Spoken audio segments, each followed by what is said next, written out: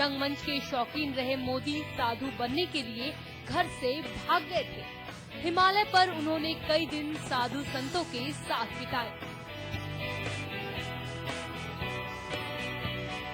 17 सितंबर 1950 को वडनगर में अन्य पिछड़ा वर्ग के एक मध्यम वर्गीय परिवार में जन्मे मोदी 6 बच्चों में से तीसरे हैं। घड़ियाल से खेलने वाले मोदी बचपन से ही राष्ट्रीय स्वयंसेवक संघ से जुड़े रहे और युवा होते होते राजनीति उन्हें भाने लगी।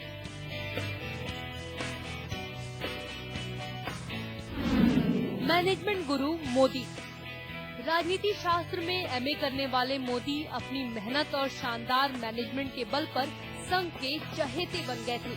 मोदी की काबिलियत को ध्यान में रखते हुए संघ ने 90 के दशक में आडवाणी की सोमनाथ से अयोध्या रथ यात्रा की जिम्मेदारी उन्हें सौंपी। कन्याकुमारी से कश्मीर तक के मार्च की व्यवस्था का जिम्मा भी उन्हें मिला, जिसे उन्होंने बखूबी निभाया।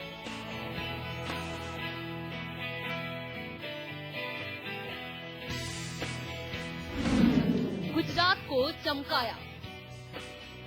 मोदी को 1995 में भारतीय जनता पार्टी का राष्ट्रीय सचिव और 5 राज्यों का पार्टी प्रभारी बनाया गया। इसके बाद 1998 में उन्हें संगठन महासचिव बनाया गया। इस पद पर वो अक्टूबर 2001 तक रहे, लेकिन 2001 में केशुभाई पटेल को मुख्यमंत्री पद से हटाने के बाद मोदी को राज्य की कमान सौंपी गई। शंकर सिंह वाघेला के पार्टी से निकल जाने के बाद केशुभाई पटेल को गुजरात का मुख्यमंत्री बनाया गया और नरेंद्र मोदी को पार्टी का महासचिव बनाकर नई दिल्ली भेज दिया गया। 2001 में पार्टी ने मोदी को केशुभाई का उत्तराधिकारी चुन लिया। 2002 में मोदी की अगुवाई में बीजेपी ने शानदार जीत हासिल की।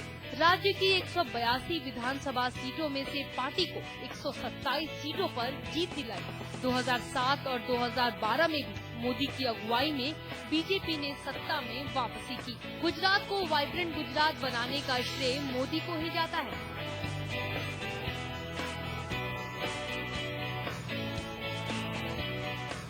विपक्ष को बेशक गुजरात मॉडल कभी रास न आया हो, लेकिन गैर राजनीतिक हलकों में गुजरात मॉडल की जमकर तारीफ हुई। विवादों से नाता।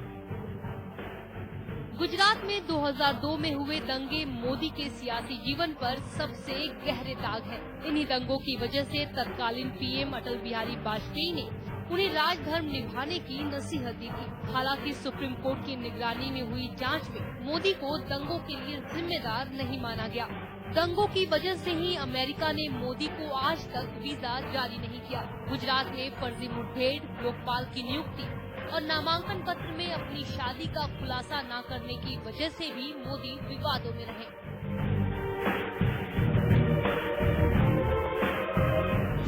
पार्टी में हनक। गुजरात में अपनी काबिलियत का लोहा मनवाने के बाद मोदी केंद्र की राजनीति में छाने लगे। आडवाणी जैसे दिग्गजों की नाराजगी को दरकिनार कर पार्टी ने मोदी पर दांव लगाया। गोवा में बीजेपी कार्य समिति की बैठक में मोदी को 2014 के लोकसभा चुनाव अभियान की कमान सौंपी गई। 13 सितंबर 2013 को संसदीय बोर्ड की बैठक में मोदी को प्रधानमंत्री पद का उम्मीदवार घोषित कर दिया गया। पीएम उम्मीदवार घोषित होने के बाद मोदी के खिलाफ पूरा विपक्ष एकजुट हो गया। अपनों की नाराजगी के साथ साथ जेडीयू जैसे पुराने साथी अलग हो गए, लेकिन मोदी ने किसी की परवाह नहीं की।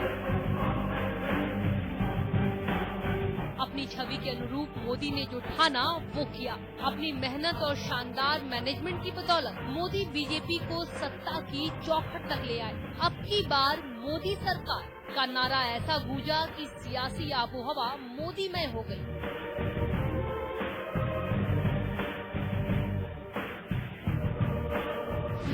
चुनौती है बड़ी। मोदी ने पीएम बनने के लिए तो खुद को खरा साबित करने में कोई कसर नहीं छोड़ी, लेकिन देखना होगा कि पीएम बनने के बाद क्या वो हिंदुस्तान के 125 करोड़ लोगों के दिल जीत पाएंगे? क्या कांग्रेस के शासन से हताश हुई जनता के लिए नई उम्मीद बन पाएंगे? मोदी के सामने महंगाई, बेरोजगारी, आतंकवाद जैसे तो मुद्दे हैं ही। संघ के एजेंडे को आगे बढ़ाना भी बड़ी चुनौती होगा। देखना होगा मोदी इन सब चुनौतियों से कैसे पार पाते हैं। Bureau report A to Z news.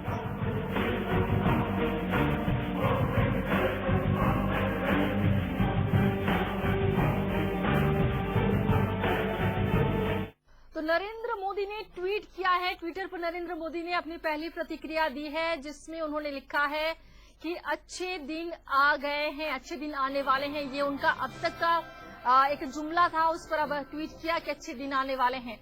आपको हम एक तस्वीर दिखा रहे हैं ग्राफिक्स के जरिए कि कौन जीता है कौन हारा है। बीजेपी के नितिन गडकरी जीत गए हैं, विलास मुत्तेमवार कांग्रेस के हैं वो हार गए हैं, वाराणसी में नरेंद्र मोदी जीते हैं, अरविंद केजरीवाल हारे हैं, चंडीगढ़ में किरण खेर बीजेपी की जीते हैं और पवन बंसल कांग्रेस के हैं हार गए हैं। रेल मंत्री रह चुके हैं पवन बंसल, जिन्होंने हार का मुंह देखा है। वीके सिंह गाजियाबाद की सीट से जीते हैं, कांग्रेस के राज बब्बर हारे हैं। वीके सिंह पूर्व थल सेनाध्यक्ष, सत्यपाल सिंह मुंबई के पूर्व कमिश्नर जो कि बागपत सीट से बीजेपी के लिए लड़े थे, वो जीते हैं। आरएलडी के अजीत सिंह हार गए हैं। वडोदरा की बात करें, यहां पर भी नरेंद्र मोदी जीत गए हैं, भारी अंतर से जीते हैं और मधुसूदन मिस्त्री, जिनको दिल्ली से भेजा गया था वडोदरा कांग्रेस के लिए, हारे हैं। गांधी चौक से डॉक्टर हर्षवर्धन जीत गए हैं, कांग्रेस के कपिल सिब्बल हार गए हैं।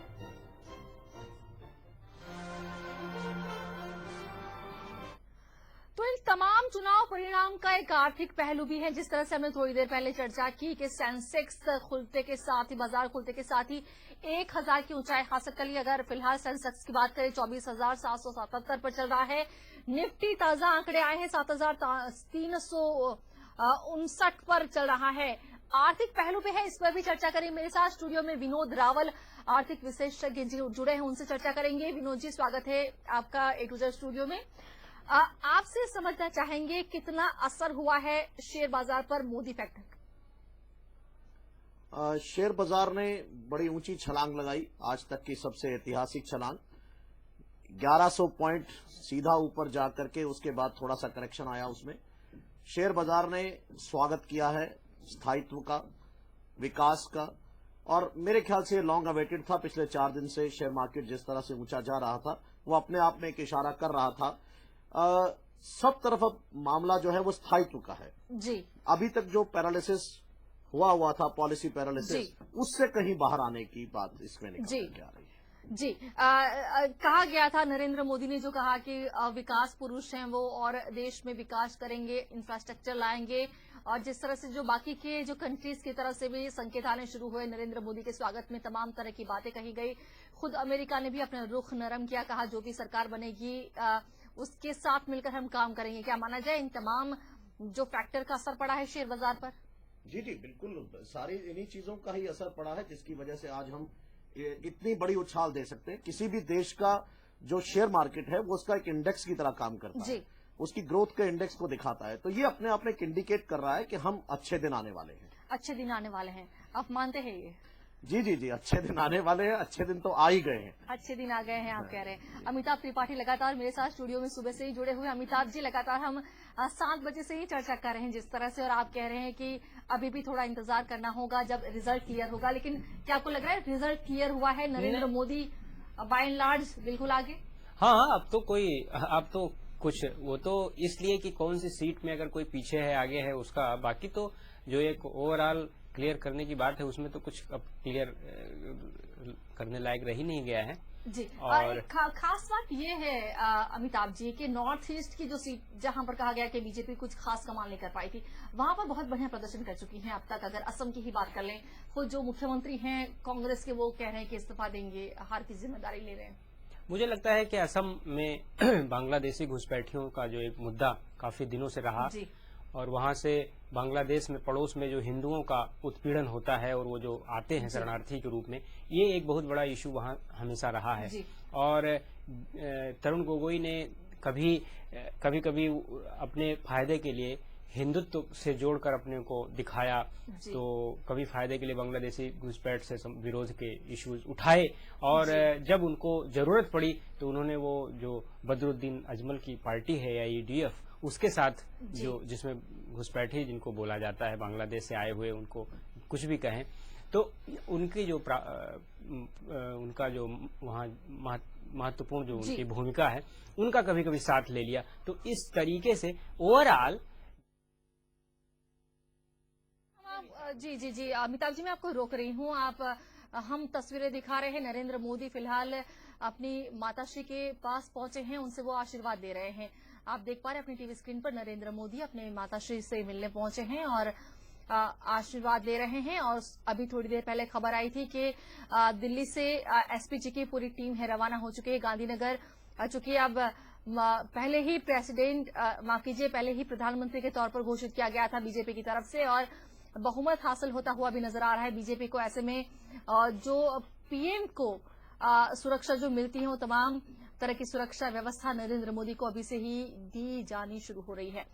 और आपको बता दें कि जब 2012 में गुजरात में विधानसभा चुनाव हुआ उस वक्त जब जीत हासिल हुई नरेंद्र मोदी को, जब पूछा गया नरेंद्र मोदी की माताश्री से कि आपके बेटे एक बार फिर से यानी कि तीसरी बार जीत गए हैं, अब आप क्या सोचती हैं, क्या आप देखना चाहती हैं आगे, उन्होंने उस वक्त कहा था कि मेरा बेटा सीएम तो बन चुका है और आगे भी बना है, लेकिन मैं चाहती हूं कि मेरा बेटा पीएम बने। मुझे लग रहा है कि ये वही दिन है जब उनकी माता अपने उन्हीं शब्दों को याद कर रही होगी और सोच रही होगी कि भगवान ने सुन ली है मेरी और मेरा बेटा आज प्रधानमंत्री बनने जा रहा है देश का। नरेंद्र मोदी के जो परिवारजन उनके साथ हैं, उनके जो 3 भाई हैं, यानी कि कुल 3 भाई हैं नरेंद्र मोदी, उनके 2 भाई, उनके जो पूरे परिवारजन हैं, जो बच्चे हैं वो लोग भी साथ हैं और नरेंद्र मोदी को शुभकामनाएं देते हुए पहली तस्वीर नरेंद्र मोदी जो कि अपने परिवार के पास पहुंचे। और ये आपको हम तस्वीरें दिखा रहे हैं, बीजेपी मुख्यालय के बाहर की तस्वीरें हैं। यहाँ पर किस तरह से जोश खरोश के साथ बीजेपी की जीत मना रहे हैं, जीत का जश्न मना रहे हैं बीजेपी के कार्यकर्ता। जीत के बाद मोदी ने पहली प्रतिक्रिया दी। नरेंद्र मोदी ने कहा कि अच्छे दिन आने वाले हैं। ये जुमला हमेशा इस्तेमाल करते रहे। टैगलाइन के साथ नरेंद्र मोदी चुनाव में उतरे थे, कहा कि अच्छे दिन आने वाले हैं। और नरेंद्र मोदी ने एक बार फिर से कहा अच्छे दिन आने वाले हैं। और इसी तरह का कुछ रुझान कह सकते हैं शेयर बाजार में भी नजर आया। आज शेयर बाजार खुलने के साथ ही 1000 अंकों की उछाल के साथ शेयर बाजार खुला। फिलहाल 24,777 पर शेयर बाजार पहुंचा है। 24,000 की जो सतह है वो पार कर ली है। निफ्टी भी 7,000 की सतह पार कर चुका है, यानी कि पॉजिटिव संकेत अभी से ही मिलना शुरू हो गया है। विनोद जी, पॉजिटिव संकेत हैं शेयर बाजार की तरफ से। नरेंद्र मोदी के स्वागत की क्या तैयारी है ये? जी बिल्कुल, नरेंद्र मोदी की स्वागत की तैयारी है और ये स्वागत की तैयारी तो पहले से शुरू हो चुकी थी। और इसके साथ साथ ये खाली शेयर मार्केट नहीं, इसके साथ साथ जो इंडस्ट्रियल ग्रोथ, एम्प्लॉयमेंट, जिसके लिए यूथ ने वोट दिया है नरेंद्र मोदी के नाम से, ये बेसिकली प्रेसिडेंशियल डिबेट की तरह लड़ा गया चुनाव है एक व्यक्ति के नाम पर। ये पहली बार इस देश में शायद ये ट्रायल किया गया। इससे पहले इंदिरा जी के समय पे इस तरह की बातें होती थी कि इंदिरा इज इंडिया। तो ये पहली बार ऐसा हुआ कि एक अपोजिशन पार्टी ने इसको यूज किया। और इकोनॉमिक ग्रोथ जो इस देश की सबसे बड़ी जरूरत है, सबसे बड़ी जरूरत, क्योंकि हम तीसरी शक्ति बनने जा रहे हैं। 125 करोड़ का देश है और हम आज बेरोजगारी और उन समस्याओं से उलझ रहे हैं जिनसे लोग बहुत आगे निकल गए हैं। उसके साथ साथ दूसरी जो सबसे बड़ी चीज है कि आजादी के 67 साल बाद भी बेसिक सुविधाओं की जो कमी, उससे आम आदमी इतना त्रस्त था। ये चुनाव उसके लिए बेसिकली अगर आप देखें तो महंगाई के खिलाफ ये मैंडेट है पूरे का पूरा। भले ही उसके बारे में मुद्दा नहीं कहीं छिड़ा जा रहा ज्यादा, ना अपोजिशन की तरफ से ना रूलिंग पार्टी की तरफ से। ये सच्चाई ये है कि ये महंगाई के खिलाफ का चुनाव है। तो शेयर मार्केट उसी को रिएक्ट कर रहा है। वो तो खाली एक रिएक्शन का इंडिकेटर है जिससे आप अंदाजा लगा सकते हो। सच्चाई तो ये है कि ये देश एक बदलाव चाहता है, एक अंगड़ाई की तरह चल रहा है। क्या विनोद जी माने कि जिस तरह से गुजरात में जब वो सीएम हुआ करते थे नरेंद्र मोदी, उस दौरान विदेशी कंपनियों के साथ MOU साइन हुए, अलग अलग देशों के साथ बिजनेस सौदे हुए हैं। वाइब्रेंट गुजरात नाम की पूरी समिट का आयोजन करते आए हैं नरेंद्र मोदी ताकि ज्यादा से ज्यादा इन्वेस्टमेंट गुजरात में आ पाए। कुछ इसी तरह के विकास के मॉडल को देश में लागू किया जा सके। और जो इंडियन पॉलिसीज क्या कहती हैं, इसका क्या स्वागत होगा भारत में? देखिए, जहां तक विदेशों की बात है, बाउंड्रीज नाम की चीज अब धीरे धीरे समाप्त होती जी। चली जा रही है। इस इंटरनेट ने बाउंड्री कुछ नहीं रखी है। अब तो ट्रेड के लिए भी कोई बाउंड्री कहाँ जी। है। आप ऑनलाइन ट्रेडिंग आज आप करते हैं, जो मर्जी बिल्कुल। आप चाहिए किसी देश से सामान मंगवाइए। बिल्कुल विदेशी सौदे तो होंगे, विदेशी पैसे की, एफडीआई की हमें जरूरत भी